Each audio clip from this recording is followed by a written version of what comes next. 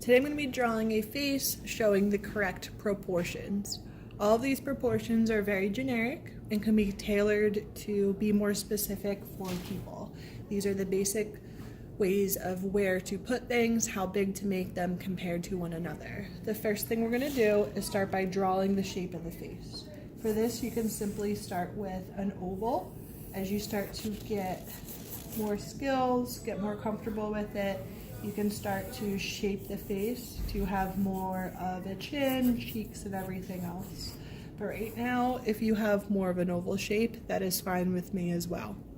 After that, we're going to step 2, add guidelines. We're going to do one guideline going down the middle, breaking it up vertically, another one halfway horizontally, and then from there, breaking up each of those into the quarters. We're trying to make it so each of those spaces is about the same width. If we put the middle line here, we don't want to put the next lines really close. We want to have enough space in between them. After that, we always start by drawing the eyes. I draw the eyes first because I draw the nose, mouth, and the ears based off of the eyes, so it makes sense to start there. The face is what we say is 5 eyes wide, meaning the width of your eyes is the same amount of space between the eye and the side of the face, and between the eyes and the eye and the side over here. If you make your guidelines like I just did and you realize that they are off, you could always readjust them to get those spaces to be more even before you start to draw in the shape of the eye. Once you have those spaces, then you can draw in the shape of the eye. You can keep it simple for now and then go back in and make it more complicated. After the eye, the next step is to draw the nose. The nose lines up with the inside corners of the eyes. So this line right here, I think of this as more of a placeholder. My nose is going to go directly above it. The mouth is going to go directly below it. So from the inside corners of the eye, I can draw a line going straight down so I know how wide to create the mouth. Or the nose, I'm sorry. Once I have the width of the nose, then I can go in and draw the shape of the nostrils. You can keep it simple at first, or you can make it more complicated depending on your drawing abilities. After the nose, we draw the mouth. To measure the width of the mouth, draw a line from the inside of the eye going straight down, and that's how wide the mouth should be. So I can come over here and put in my guidelines so I can see exactly how wide that's going to be. And again, this line here is going to be more of a placeholder. The mouth is going to go directly below it. For the mouth, I usually start with the center line between the lips, but if you have a different way or method of creating it, that's fine with me, as long as it is proportionally in that correct space. And again, everyone's proportions are slightly different. I know some people have a different shape eyes, maybe they're wider or thinner, bigger or smaller lips. These is okay. These are just the basic ones. So now I have my mouth.